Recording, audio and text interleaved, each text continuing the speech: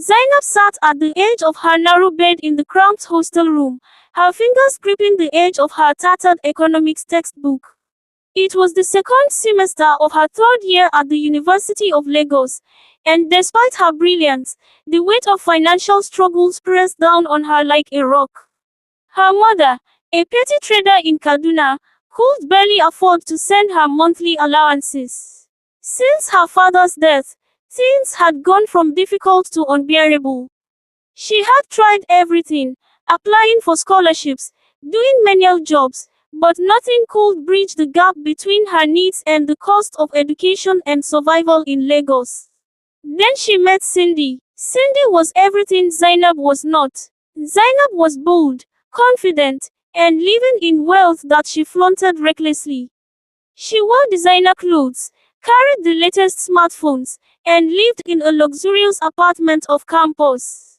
When Cindy saw Zainab's struggle, she laughed softly and said, "Babe, suffering is a choice.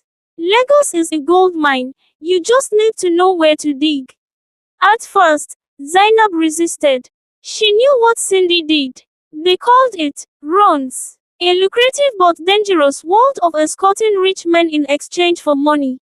But the pressure mounted. Her rent was due, her mother had fallen sick, and she had not eaten in 2 days.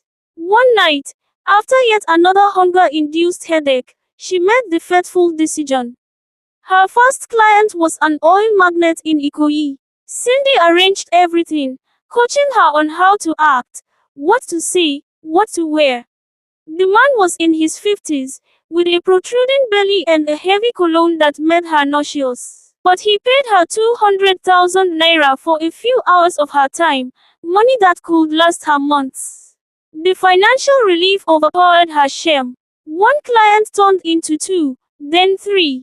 Soon, Zainab was living in a serviced apartment, sporting Brazilian wigs, and dining in exclusive restaurants. She justified her choices. Was she not only doing what society had forced upon her? The economy was brutal, and she had merely found a way to survive.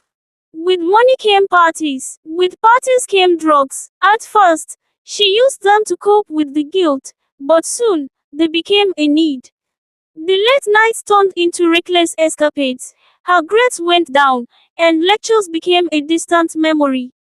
She told herself she would stop. Just one more job, just one more weekend.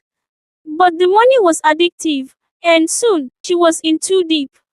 She met Chief Olumide at an exclusive event in Banana Island. He was powerful, ruthless, and incredibly wealthy.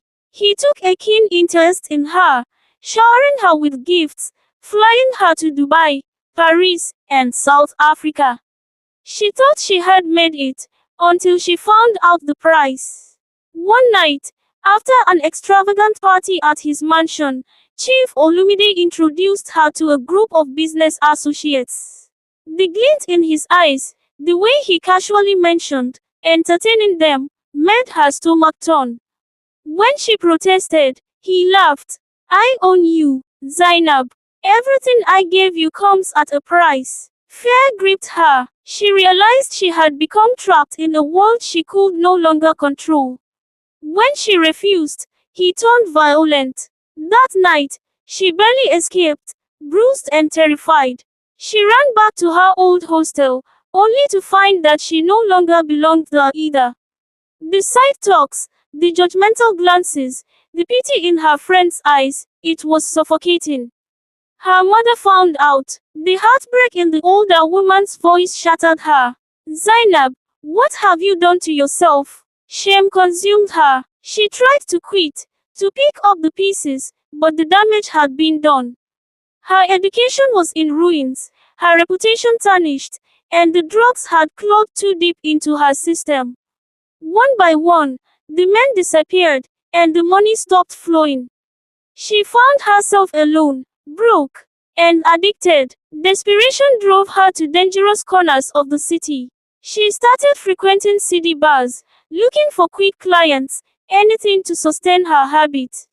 The once bright and ambitious student had become a ghost of herself, trading her body for crumbs of what she once had.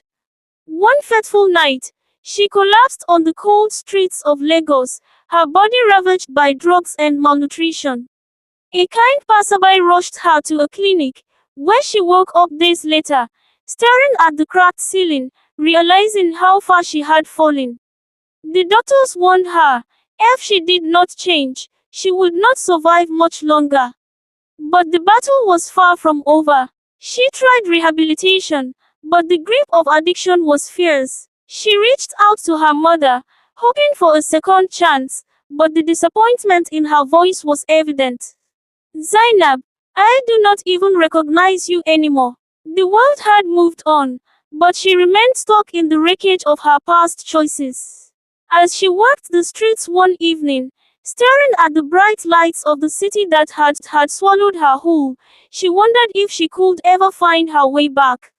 Determined to reclaim her life, she sought help again. This time, she joined a rehabilitation program led by former addicts who had managed to turn their lives around.